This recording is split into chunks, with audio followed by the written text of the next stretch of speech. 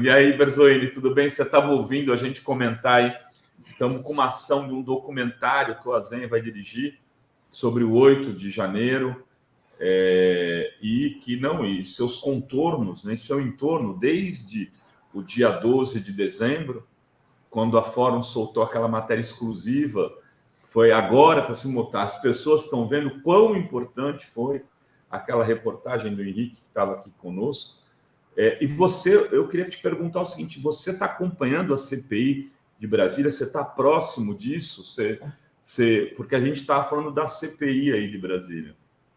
Não, eu não estou mais trabalhando com o deputado Chico Vigilante, mas acompanho, à distância acompanho, e creio que é uma investigação importantíssima. E inclusive, eu discordo de alguns que são contra a CPI no Congresso Nacional. Eu acredito que uma CPI do Congresso Nacional também poderia aprofundar alguns temas que a Câmara Legislativa não terá condição de aprofundar em função das suas prerrogativas. Mas acho que esse é um assunto já vencido, aparentemente. Eu creio que a investigação desses eventos vão demonstrar claramente a responsabilidade de pessoas do alto escalão das Forças Armadas. Infelizmente, porque o que nós vimos nos últimos 4 anos do governo Bolsonaro, do período pré-eleição do Bolsonaro, foi envolvimento indevido, ilegal e inconstitucional de membros da ativa das Forças Armadas, e depois alguns passaram para a reserva, mas da ativa, que estiveram envolvidos mais uma vez na história do Brasil em conspirações contra a democracia. Ricardo, essa história da CPI no Congresso, né, já foi vencida a questão do Senado, mas tem a história da oposição conseguir fazer uma mista, né, que seria...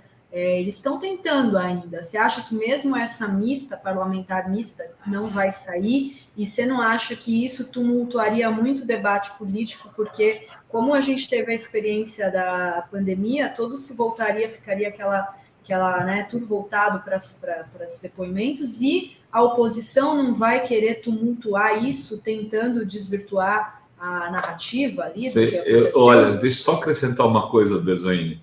Tem uma amiga que conversou com o Renan, e ele falou: CPI é assim, quem não faz, toma. Quero saber se você concorda com isso. Exatamente, eu concordo plenamente. Acho que o governo não pode trabalhar no Congresso Nacional à defensiva. Quando você fala que você não quer porque isso tumultuaria, eles vão tumultuar de qualquer jeito, qualquer que seja o assunto. Essa banda, tem 3 bandas no Congresso Nacional. Uma banda programática, seja da esquerda, do centro, da direita, que são parlamentares que atuam para defender suas ideias. Uma banda fisiológica, que tenta encostar a faca no pescoço do governo, e com a qual você pode até negociar, mas tem que tomar cuidado para não se rebaixar.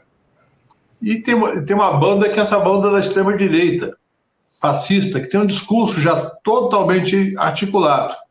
Então, seja qual for o processo, com CPI ou sem CPI, haverá tumulto da parte deles, e haverá necessária a resposta da nossa parte. E é preciso fazer o diálogo com a população, porque tem uma questão que o pessoal, às vezes, infelizmente, é uma tendência, depois das eleições, é que durante a eleição você vai às ruas, debate, pede voto, discute entidades das mais variadas naturezas, e depois termina a eleição, você vai para dentro do Congresso Nacional. E depois, quando tem uma crise política, você quer mobilizar de novo a população. Você não pode parar de mobilizar. Uma das funções mais importantes dos partidos que têm compromisso com este governo e com a democracia é manter um planejamento estratégico de mobilização permanente, de visitar as periferias do Brasil, até porque a maioria dos deputados, mesmo de esquerda, não são da periferia. Temos alguns da periferia, mas a maioria são pessoas de classe média, que mal conhecem, a não ser nas campanhas, esses locais. Não estou criticando ninguém, isso é da natureza sociológica da política do Brasil. Portanto, uma das questões mais essenciais para nós que vamos enfrentar um governo duríssimo, com uma situação duríssima, com o fisiologismo a toda e com a extrema-direita tentando capturar o centrão. A nossa missão é com o povo, é dialogar com o povo permanentemente. Eu sei que não é fácil conciliar a vida institucional com esse planejamento, eu sei que é preciso um grande trabalho de mobilização das estruturas partidárias, não podemos nos perder em questões internas. Temos que trabalhar o debate com a população sobre a natureza do governo Lula, as dificuldades que ele vai enfrentar e qual o movimento que tem que ser feito, por exemplo, em relação à reforma tributária, para que não haja apenas uma reforma de simplificação dos impostos. Se quisermos algo mais do que isso, cumprir o que o Lula falou na campanha, colocar o rico no imposto de renda, tem que ter mobilização. Via Congresso Nacional a frio, não haverá. Azenha, fica à vontade para perguntar ao Brasil. Ricardo, eu queria lhe fazer uma pergunta sobre a conjuntura econômica que o governo Lula vai enfrentar. Como é que você está vendo a questão dos juros e essa conjuntura difícil, né, que nós estamos enfrentando? Não é só no Brasil, é uma crise bancária nos Estados Unidos, na Europa. Como é que você está vendo essa conjuntura e o que o governo Lula tem de priorizar dentro dessa conjuntura? Eu não acho que está configurado ainda uma crise bancária. Houve alguns problemas em alguns bancos. O que nós estamos vendo? Com a subida rápida da taxa de juros, alguns bancos ficaram com seus ativos e passivos descasados, por conta de critérios do mercado que mandam fazer a marcação no ativo dos títulos do governo e alguns títulos privados também, a preço de mercado, embora esses títulos tenham um valor de face, que vai ser provavelmente carregado até o final do vencimento, e, portanto, esse valor de mercado não tem um efeito patrimonial mais relevante. E temos um outro problema, que foi a inflação provocada, em parte, pelo conflito na Ucrânia, mas também porque haviam vários preços desajustados nos últimos 3, 4 anos, que aproveitaram o conflito para reajustar. E temos um problema concreto, no caso do Brasil especialmente, mas também vários países sofrem com isso, que é uma estagnação econômica, muitos anos sem crescimento. Então, o governo Lula tem essa dupla tarefa. Primeiro, combater a inflação, gerar emprego no curto prazo, porque o desemprego está muito alto. Essa queda da taxa de desemprego que nós vimos agora recentemente na verdade, não emprego, mas ocupações informais. O emprego formal cresceu pouco. Essas ocupações informais, porque as pessoas têm que sobreviver, cresceram muito mais. Então, gerar emprego no curto e no médio prazo e, principalmente, ter um plano de desenvolvimento com foco na indústria, que é o grande desafio, retomar uma estratégia de industrialização do país. Bom, tudo isso exige dinheiro.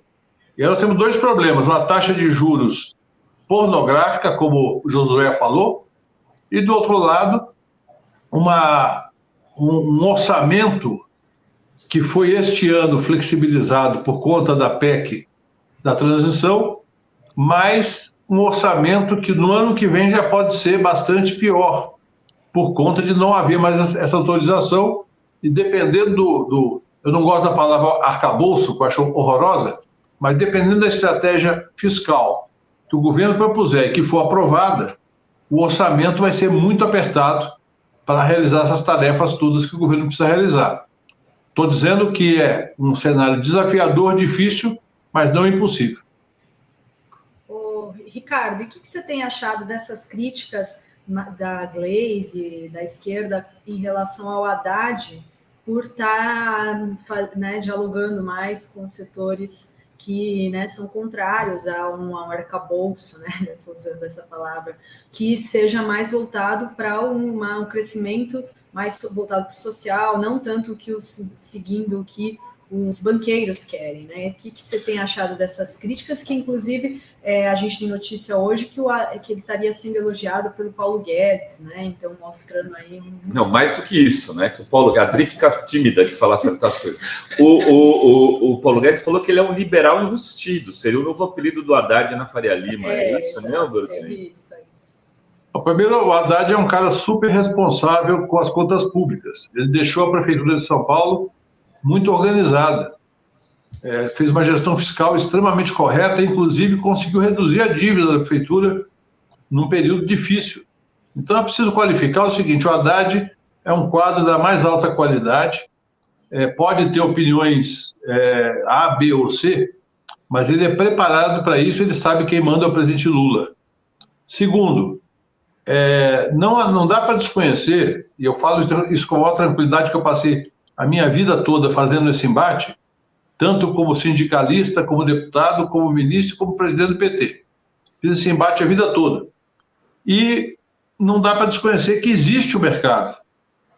O mercado não embora não seja esse ser mítico que tentam vender para a população, o mercado significa pessoas que compram e vendem ativos na Bolsa de Valores e em outros mercados. E também o fluxo de investimentos estrangeiros e nacionais que vão ou para a economia produtiva ou para a economia financeira ou especulativa, seja lá o nome que a gente queira dar.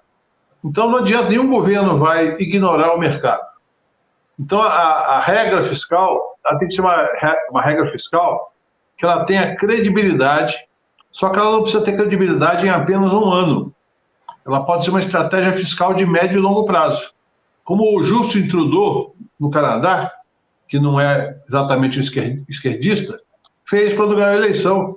6 anos de planejamento fiscal para alcançar um determinado resultado. Como outros presidentes norte-americanos fizeram, e o próprio Biden está fazendo agora, estimulando gastos para ativar a economia, especialmente no enfrentamento com a China na questão digital. Como na Europa, vários governos fizeram recentemente, e como a União Europeia, as pessoas comentam um pouco que a União Europeia, na pandemia, fez mais do que foi feito no Brasil, ou que foi feito nos Estados Unidos. Portugal, que tem 10 milhões de habitantes, recebeu dezenas de milhões de euros para investir. Inclusive, eu vi outro dia uma reportagem na TV portuguesa dizendo que eles estão com dificuldade de ter projetos para gastar esse dinheiro, que é muito dinheiro com a economia de 10 milhões de pessoas. Então, o Haddad vai fazer, concretamente, esse equilíbrio entre as expectativas de quem rola a dívida do Brasil e as expectativas legítimas do PT, da esquerda brasileira e do povo brasileiro, fundamentalmente. E de quem votou no Lula, né? E veja bem, a Gleisi é presidente do PT. Eu já vivi essa situação dos dois lados do balcão, como presidente do PT, criticando algumas questões do governo e como ministro sendo criticado pelo PT. Então não tem problema nenhum isso é normal.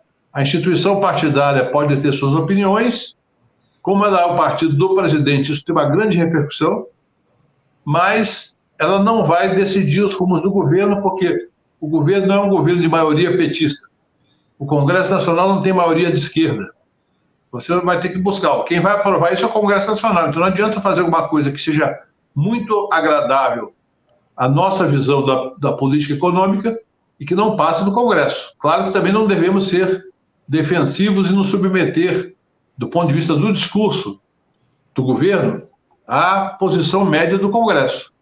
Temos que buscar a posição média da coalizão que sustenta o governo e tentar convencer as pessoas, digamos, com um perfil mais liberal, de que os grandes países do mundo eles têm estratégias fiscais bastante mais ousadas quando se trata de garantir a atividade econômica.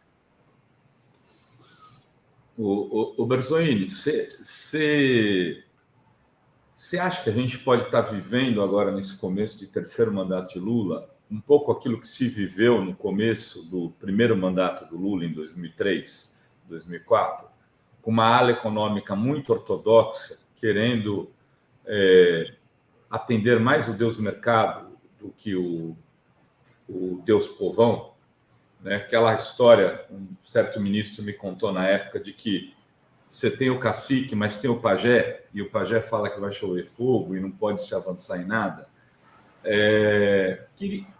Assim, eu tô assim, eu acho que ainda é cedo para carimbar isso, mas tem movimentos que parecem caminhar nesse sentido. Você acha que há risco disso?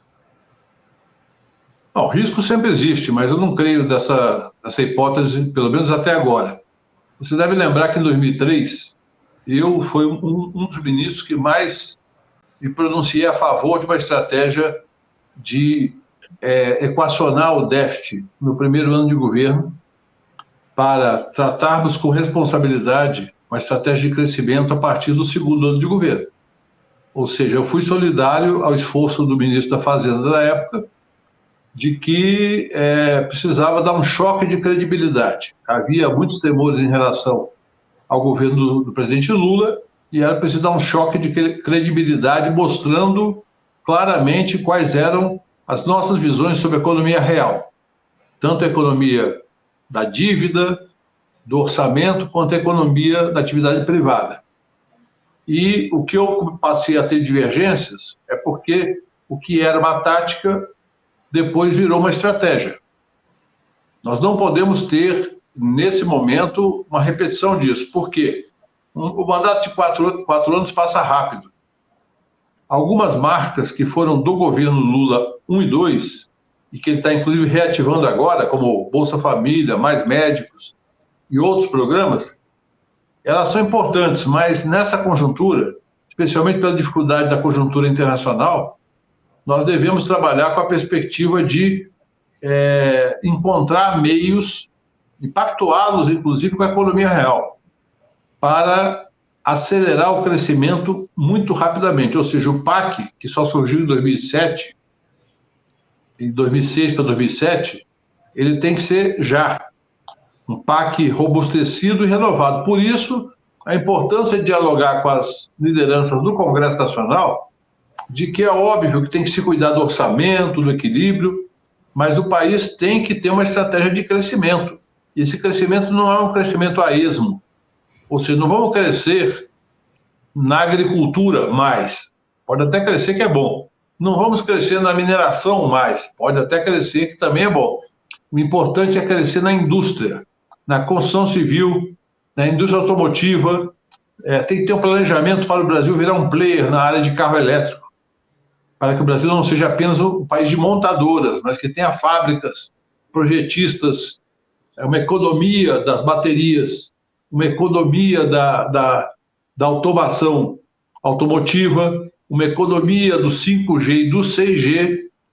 Ou seja, o Brasil não pode continuar com a vocação de ser uma grande fazenda com uma grande mina de minério de ferro.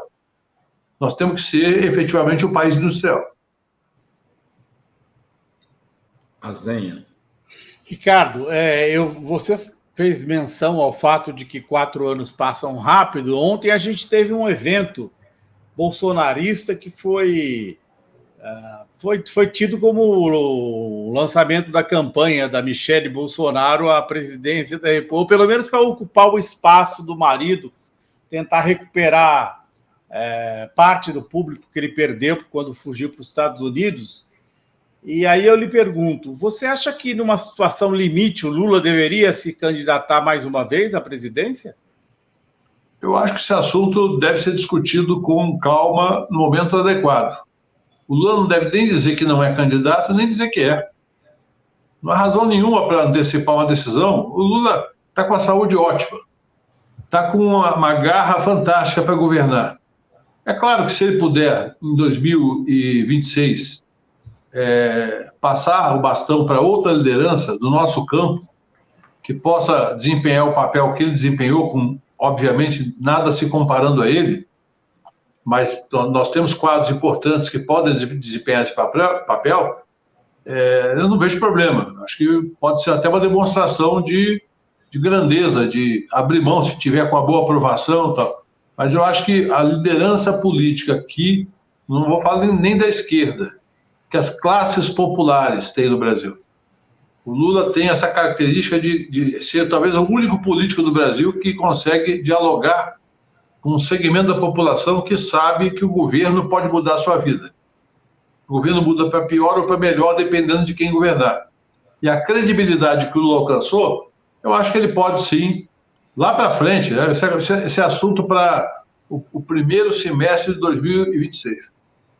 E o Lula tem 76 anos e o Biden, por exemplo, está com 80, né? Fui até olhar direitinho, ele teria, se ele se lançar a reeleição, ele vai ter 82 anos quando ele assumir o segundo mandato e 86 no final dele. Ele faz 80 anos em novembro. De uns tempos para cá, eu estou achando todo mundo muito jovem. Cuide da saúde. A barba branca explica isso. Barba branca, o cabelo cada vez mais ralo. Mas como eu sempre digo, assim, os neurônios estão a toda. A vantagem, Ricardo, é que não é só a gente que envelhece, os outros também.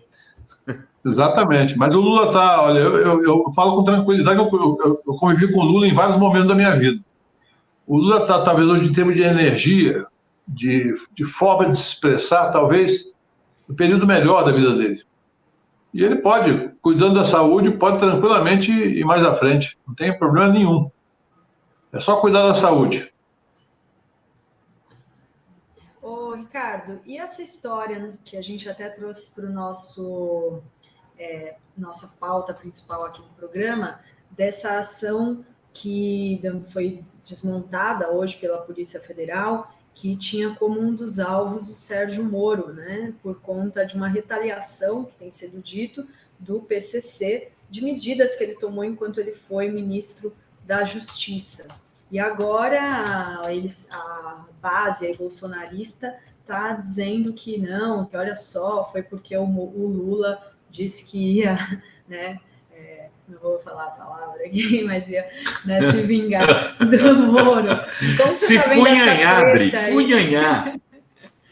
Essa treta, e aí, assim, né, na verdade, a gente vê que a Polícia Federal voltou a fazer o trabalho dela, né, porque é uma ação, né, que tinha que ser... Sem dúvida. Não, eu não tenho informações ainda suficientes para comentar, mas eu acho que é uma ação da Polícia Federal que está combatendo o crime e que deve ter, através da inteligência, chegado a essas informações e organizou o cerco para prender essas pessoas. Acho que é uma atividade... Na minha opinião, não temos que qualificar nem para um lado nem para o outro o fato do Moro ser um dos eventuais alvos. O ministro da Justiça, nesse caso, ele, quando o assunto chega na mesa dele, ele já passou por tantas instâncias anteriores com pareceres e provavelmente qualquer ministro da Justiça que não fosse associado ao PCC faria a mesma coisa. Portanto, nem sei se essa história é exatamente assim. Mas se for, também não há nenhuma qualificação, nem negativa, nem positiva. Muito bem. Ricardo, olha só, estamos aqui com David Bacelar, da FUP. Vou trazê-lo aqui para entrar na conversa, porque... Opa, desculpa. Pode ir lá. David está direto do Senado aí, né? E tem discutindo, a FUP está discutindo uma paralisação na sexta-feira. Então, eu trouxe ele aqui para, rapidamente, não quero atrapalhar a agenda dele, explicar para a gente qual a proposta e como é que está. Depois quero ouvir o Ricardo sobre isso também. A relação do movimento sindical com a direção da Petrobras. A gente esperava que a Petrobras seria um dos lugares onde o novo governo do PT teria uma política, digamos, inovadora, arrojada e comprometida com o interesse do povo brasileiro. Está acontecendo isso, David? Bem, bom dia, Rovai, Luiz Carlos, Adri, grande companheiro Bezuini, a gente está sempre dialogando, inclusive estamos juntos aqui, Bezuini, também com o companheiro Efraim, que está aqui nos acompanhando pela Veredas na assessoria aqui no Senado, né? São reuniões que estamos fazendo com os nossos companheiros e companheiras do Senado, tanto do PT como também senadores e senadoras de outros partidos. Mas, Rovai, respondendo diretamente à tua pergunta, nós temos tido algumas dificuldades com relação ao fato do governo do presidente Lula ainda não ter conseguido ocupar a gestão da Petrobras a partir da posse do presidente. Nós temos aí, infelizmente, a lei das estatais, que foi criada ainda no final do governo Temer, foi mantida pelo Bolsonaro, ela criou uma série de amarras para a União e não pararam por aí, modificaram o Estatuto da Petrobras, regimento interno da Petrobras, o que tem dificultado o nosso querido presidente Lula de ter como acionista controlador, como representante do acionista controlador, que é a União, o Estado brasileiro, fazer com que a Petrobras ela vá ao encontro do programa de governo que foi aprovado pelas urnas.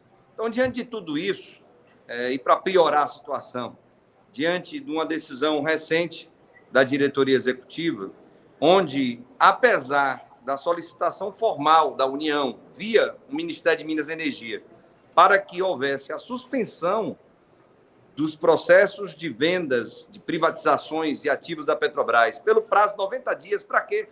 Para que a nova gestão ela pudesse analisar esses processos e decidir se iria vender ou não determinados ativos.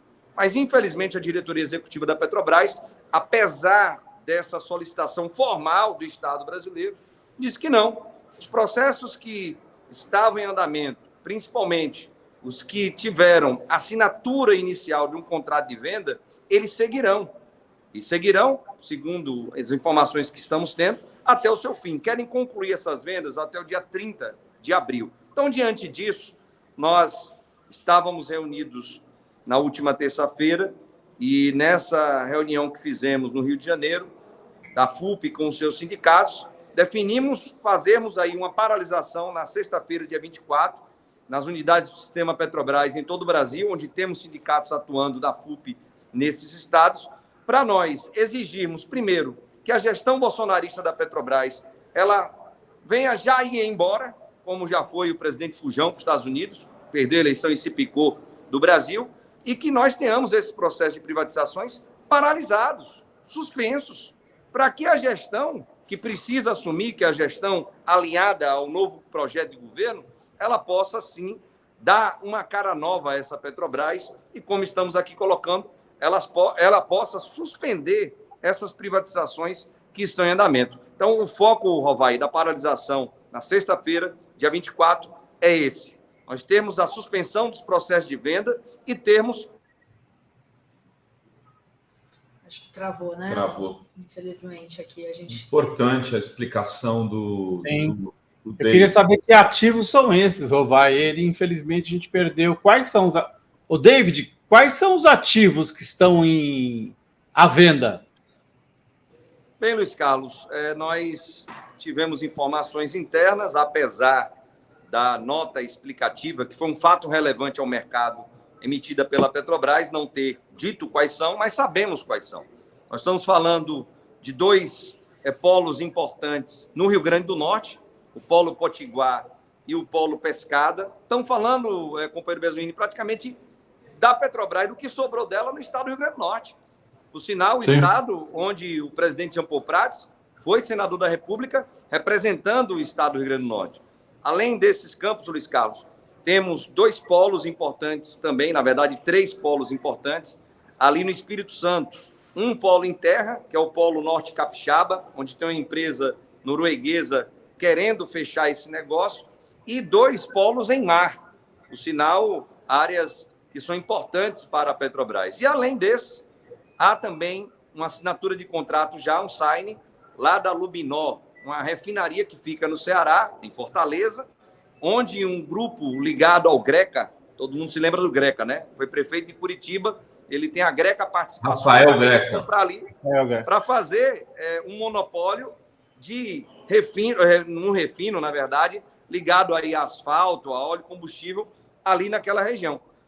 Então, esses ativos são importantíssimos. Careceria que a nova gestão ela parasse, avaliasse os processos de venda e chegasse a uma conclusão se iria continuar vendendo ou não. Na nossa concepção, até entendemos que a nova gestão iria preservar esses ativos sob o controle da Petrobras e não entregar para a iniciativa privada como eles querem. Mas são esses ativos, Luiz Carlos, que nós estamos aqui colocando em ênfase, mas a diretoria disse que os outros processos, são 55, iriam continuar sob análise, ou seja, em andamento, o que para nós é preocupante e assintoso, porque o presidente Lula disse que iria suspender as privatizações no sistema Petrobras e, apesar de ter ganho a eleição, apesar de ter tomado posse, não está conseguindo fazer isso, porque a gestão bolsonarista da Petrobras ainda não foi embora. Grave isso, hein? Berzoini, quer falar algum comentário? Não, pode dizer que, de fato, é um problema concreto, é decorrente não apenas da lei das estatais, mas da mudança do estatuto da Petrobras, que hoje tem um processo de sucessão muito mais complexo do que era no passado. Então, de fato, você tem uma diretoria ainda que só o presidente é, digamos, alinhado com o posicionamento do governo, do presidente Lula. E eu não conheço as circunstâncias jurídicas, porque provavelmente esses contratos têm algum tipo de cláusula que estabelece alguma multa para a rescisão dos contratos daquilo que já está assinado. Então, é uma questão mesmo de examinar com mais profundidade. Eu não tenho os elementos para examinar, mas toda a solidariedade aos petroleiros, porque não existe nada mais importante para o Brasil, para ser base de todo o resto, do que a soberania energética. Assim, energia é o insumo fundamental da economia. E quando você teve um movimento que foi feito com Pedro Parente, entrando na Petrobras para desmontar a Petrobras e depois as gestões posteriores, é óbvio que nós temos que ter todos os cuidados para evitar que o governo Lula acabe sendo, por razões até jurídicas, levado a erro em várias questões importantes que são patrimônio da Petrobras, portanto, do povo brasileiro. Vai, apenas uma observação. O Hugo Chávez, ele levou um golpe quando ele tentou assumir a PDVSA. Ele foi eleito, mas a PDVSA, na época, tinha um controle blindado. E o Hugo Chávez queria assumir o controle efetivo da PDVSA e não conseguia.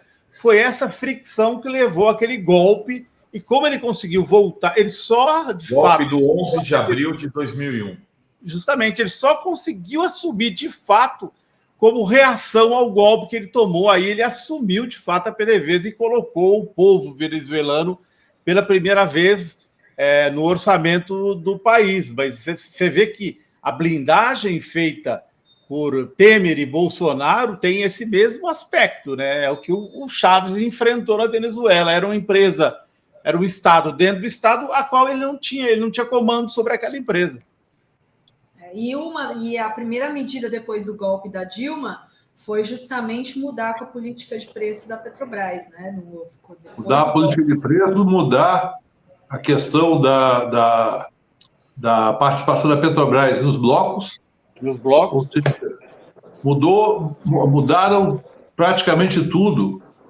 E isso reforça uma visão que eu tenho, que a Petrobras sequer devia ter ações em bolsa. A Petrobras devia ser uma empresa 100% estatal, 100%. Para que possa ser efetivamente um instrumento da nação, não é instrumento de governo, é instrumento da nação brasileira, como eu disse. E não é para falar de petróleo só não, é para cuidar de energia como um todo. A Eletrobras e a Petrobras são basilares na estrutura para industrializar o país. O Berzoini, inclusive, em cima do que você trouxe aqui para nós, é justamente por conta da necessidade de avaliação desses processos de vendas, por conta da necessidade de se identificar essas cláusulas que existem nesses contratos que foram assinados, que a decisão prudente é de suspensão. Não estamos falando aqui nem do cancelamento do processo de venda. Suspensão do processo de venda por 90 dias, foi o que o Ministério de Minas e Energia solicitou, que todas as documentações desses processos fossem enviadas ao Ministério de Minas e Energia para que uma avaliação mais profunda pudesse ser feita, tanto pelo Ministério quanto pela nova gestão da Petrobras. Então, isso seria prudente, por demais, que a diretoria executiva tomasse essa decisão. Não tomou.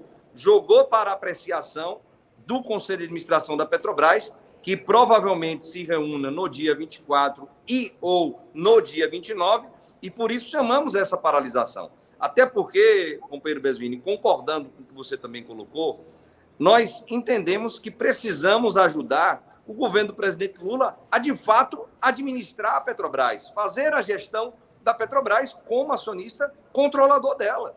Então, nós temos aí, como vocês colocaram, a Adri aqui trouxe esse tema, de mudar a política de preços dos combustíveis. Isso, obviamente, não será feito jamais numa gestão que ainda é uma gestão bolsonarista, que tem conselheiros de administração indicados pelo Bolsonaro. Então, precisamos mudar a gestão da Petrobras. Felizmente, a sinalização, Rovai, do dia 27 de abril, temos a Assembleia Geral dos Acionistas, que mudará o Conselho de Administração. E temos aí já falado sobre esse tema da necessidade de termos bons nomes para o Conselho, para que o governo possa cumprir o programa de governo no seu capítulo de energia, usando também a Petrobras como uma empresa controlada pelo Estado, em cima desse tema do preço dos combustíveis, em cima do tema da indução, da economia, da indústria nacional, da geração de empregos aqui no Brasil, com as encomendas que precisam ser feitas no país, de sondas, navios, plataformas, e não lá na China, Singapura, Coreia do Sul, Japão, onde já estão sendo gerados mais de 1.500.000 postos de trabalho. Então, a nossa intenção com essa paralisação é de ajudar o governo do presidente Lula a, de fato, assumir a gestão da Petrobras, e, para isso, esperamos que essa paralisação, que já é uma sinalização forte, ela dê essa força para que as mudanças ocorram. Caso não ocorram, nós estaremos iniciando assembleias também nesse dia da paralisação, já para aprovar um estado de greve, caso a gestão bolsonarista queira continuar à frente da Petrobras, que é algo inadmissível, como aqui foi colocado também por Luiz Carlos. Aconteceu em outros países, está acontecendo aqui de novo, e precisamos que a população, que os companheiros e companheiras que estão aqui conosco, possam nos ajudar a denunciar isso. Porque se o preço não baixou ainda como deveria, se a Petrobras não está gerando emprego ainda como deveria, se a Petrobras não está ajudando empresas nacionais a desenvolver a economia do país como deveria, é porque tem uma gestão bolsonarista, infelizmente, ainda à frente dela, que não permite que isso aconteça. Só o presidente Jean Paul Prats não vai resolver esse problema. Precisa do Conselho de Administração, da diretoria executiva, gerências executivas que estejam alinhadas com o programa de governo que venceu as eleições lá em outubro de 2022. Só perguntar uma coisa, David. Assim, estou perguntando exato porque eu não tenho esse contexto mesmo, acho que interessa. O Jean Paul Prats, então, está alinhado com essa posição de vocês? A primeira pergunta. Segunda, o Conselho de Administração que vazou aí, que tinha nomes, que tinha uma briga entre presidente da Petrobras, ministro das Minas e Energia, que seria um conselho conservador. Como é que é isso? Quer dizer, vai tirar os bolsonaristas, mas vai entrar gente com uma visão progressista ou ainda não temos a certeza? Vai primeiro a gente deixar muito explícito que o ex-senador Jean Paul Prats, indicado pelo presidente Luiz Inácio Lula da Silva para a presidência da Petrobras, é um companheiro. Ele nos ajudou e fez as lutas conosco em defesa da Petrobras durante os 4 anos desse traste que ficou à frente do país. Ele presidiu a Frente Parlamentar Mista em defesa da Petrobras, que, por sinal, tivemos muita ajuda do companheiro Besuini, através da assessoria que faz aqui dentro do Congresso Nacional, e conseguimos encampar lutas que ou evitaram privatizações ou postergaram processos de venda de ativos. Por sinal, queriam vender 8 refinarias. Se não conseguiram vender 8, só conseguiram 3, infelizmente, só conseguiram 3 porque nós fizemos muitas lutas. E junto conosco nessas lutas estava o ex-senador Jean Paul Prats. Então, primeiro, deixar isso muito explícito. É um companheiro de luta que está hoje na presidência da Petrobras, indicado pelo presidente Luiz Inácio Lula da Silva. Com relação ao Conselho de Administração, Rovai, nós nos posicionamos publicamente, criticando os nomes que estavam sendo indicados pelo Ministério de Minas e Energia para o Conselho de Administração da Petrobras. Entendemos que os nomes que ali foram apresentados têm uma série de questões, seja por conta da lei das estatais, que, por sinal, nós somos contrários, mas a lei traz uma série de requisitos para que eles, qualquer pessoa, seja indicada para um Conselho de Administração das empresas públicas estatais no Brasil. Então, tem uma lei que, se não for mudada, ela precisa ser alterada. Tá? Essa decisão, está até esse debate hoje no Supremo Tribunal Federal, com a posição que o companheiro Besuini conhece bem do ministro Lewandowski, que ajuda nesse sentido, mas o Congresso vai precisar se debruçar sobre o tema das leis estatais, que criou amarras para a União, que é controladora das empresas estatais. E concordo com o companheiro Besuini. Petrobras, por exemplo, deveria sim ser 100% pública estatal. Não deveria estar refém de legislações internacionais por conta de ter ações na Bolsa de Nova York. Não deveria estar refém de leis do capital, do mercado, por ter ações aqui na Bolsa de Valores de São Paulo. Não faz sentido algum. Uma empresa que tem potencial, uma característica como a Petrobras, como tem a Saudi Aramco, como tem a Equinor, como tem outras empresas estatais internacionais. Então, primeiro ponto, destacando isso. Agora, o Conselho de Administração, já que estamos nessa regra do jogo, ele precisa ser alinhado ao governo do presidente Lula. Nós temos um programa de governo a ser cumprido, que foi eleito nas urnas, foi aprovado nas urnas pela população brasileira. E a Petrobras é importantíssima para isso. Então, entendemos, Alvai, que há alertas, preocupações com relação aos nomes que foram apresentados. Já sinalizamos isso para o nosso querido presidente Lula, mas, obviamente, ele que é o presidente eleito pela terceira vez, ele que está observando a floresta e não, às vezes, a árvore que nós estamos enxergando, ele vai tomar a melhor decisão possível diante desse governo de amplíssima coalizão, que é o governo do presidente Lula, com 16 partidos, inclusive o PSD, que quer fazer essas indicações, mas que as faça da melhor maneira possível, observando os nossos alertas, observando o que nós estamos chamando a atenção para que erros não sejam cometidos. E que, se esses nomes forem chancelados pelo presidente, nós estaremos fiscalizando cada um desses membros no Conselho de Administração e batendo se for necessário. Porque sindicato é sindicato, partido é partido, governo é governo. Cumprimos o nosso papel, mantendo a nossa independência, a nossa autonomia sindical diante dos governos, diante dos patrões, sabendo que é um governo que nós defendemos, sabendo que é um governo que nós ajudamos a eleger, mas sabendo também, Rovai, que é um governo em plena disputa e que o papel dos sindicatos, dos movimentos sociais é essencial para que o governo ele seja pressionado à esquerda e não apenas à direita, por conta dessa ampla base, dessa frente ampla que ganhou as eleições contra o fascismo e que precisa ser derrotado também a partir dessa gestão que vai ser boa para a população brasileira. Muito bem, David. Parabéns aí pela tua posição corajosa. É muito bom ver. Tenho certeza que o Berzoni está alegre aí de ver sindicalistas com a qualidade do David aí defendendo os interesses do povo brasileiro.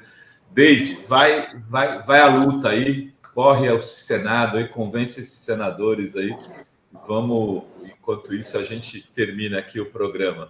Abração para o amigo aí, tudo de bom, viu, David? Obrigada, David. Um abraço, Rovai, um abraço, Dri, Besuini, Luiz Carlos. Estamos indo agora para uma audiência com o senador Contarato, porque ele faz parte da Comissão de Fiscalização e Controle do Senado, e o senador Omar Aziz abriu uma investigação a respeito da relação entre as joias que a ex-primeira-dama receberia e a refinaria da Bahia, que foi privatizada a preço banana para um fundo dos Emirados Árabes que tem relação com a Arábia Saudita. Então, essa conversa com ele é importante para subsidiá-lo com informações a respeito desse tema. Um forte abraço, muito obrigado aí a todas e todos. Depois me passa lá as informações, depois eu quero saber em primeira mão.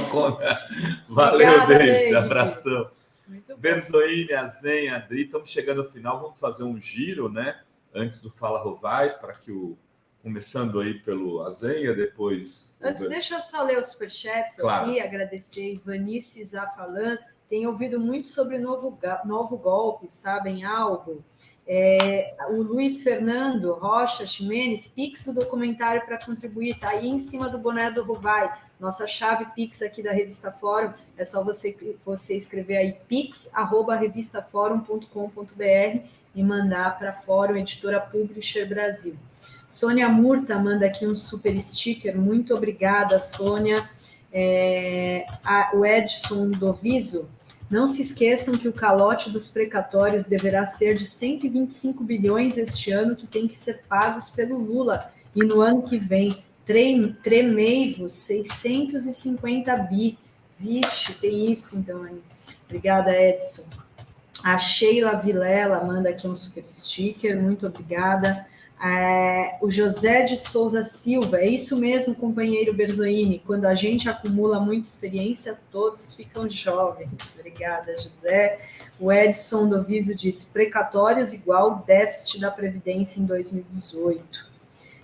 Mônica Mello, David, né? Manda os bozoloides da diretoria vender esses jalecos da Petrobras, eu compro. Muito legal. E a Mônica Berndt diz que não conseguiu fazer o Pix pela plataforma, faz aqui para a nossa chave, direto do seu aplicativo do banco, para a chave da Revista Fórum, que é pix@revistaforum.com.br. A gente vai colocar novamente o link para vocês apoiarem o documentário sobre o 8 de janeiro. Então, primeiro o Ricardo, depois o Azenha. Ricardo. Então, acho que é importante só ressaltar que esse tema da Petrobras vai permear todo o governo, porque é uma disputa no mundo da economia, no mundo financeiro, pelos rumos das empresas estatais como um todo. E, obviamente, um governo como o nosso deixa claro da sua posição política, o Lula reafirma quase todo dia qual é a visão dele sobre o Estado. Então, essas empresas que têm ação em bolsa, como Petrobras, Banco do Brasil, como a Eletrobras, que foi privatizada e o Lula diz corretamente que quer rediscutir, elas serão objeto de uma pressão brutal. Por isso eu reafirmo aquilo que eu falei e que o David também falou. Se não houver uma ação organizada da militância dos partidos com compromissos populares, nós teremos grandes dificuldades para cumprir a agenda programática. Alguns temas, como mais médicos, como Bolsa Família, já estão incorporados pela establishment como parte da estrutura do país. É uma vitória nossa. Nós conquistamos o direito de fazer transferência de renda com aprovação, inclusive, daqueles que não gostam disso, mas que não tem como dizer que não gostam. E nós precisamos tratar com a população que, se não houver crescimento econômico qualitativo, não haverá como distribuir mais ainda. Não haverá como fazer uma mudança estrutural na economia do país. E isso requer população mobilizada e organizada. Essa é uma tarefa difícil, mas que tem que ser cumprida. Eu espero que todos os partidos, inclusive o meu, arregassem as mangas para fazer essa caminhada. Mobilizar, comunicar, formar e organizar a população, porque virão enfrentamentos pesados e nós não podemos estar despreparados. Azenha, seu recado final? Meu recado final é lembrando uma coisa importante. Bom, primeiro apoiando o que disse o Berzoini e também enfatizando que o Berzoini falou da Petrobras como uma empresa de energia, não uma empresa de petróleo. Exatamente. Porque quando o José Serra queria enfatizar, não, Petrobras precisa só furar poço, enquanto isso, se você olha para a British Petroleum, para a Shell e para todas as outras grandes, elas são empresas de energia, que vão fazer a transição do petróleo para as energias renováveis. Então, essa história de fatiar a Petrobras e deixá-la só furar poço é a morte da Petrobras. E nós precisamos dela lá na frente, produzindo energia a partir das marés, por exemplo, né, Berzoini? Então, assim, Berzoini tocou num ponto-chave, gente. Petrobras é uma empresa de energia 100% brasileira, 100% estatal. Isso aí. E os petroleiros também têm sempre falado, né, nesse caminho aí da Petrobras como uma empresa de energia. Queria agradecer muitíssimo, Ricardo.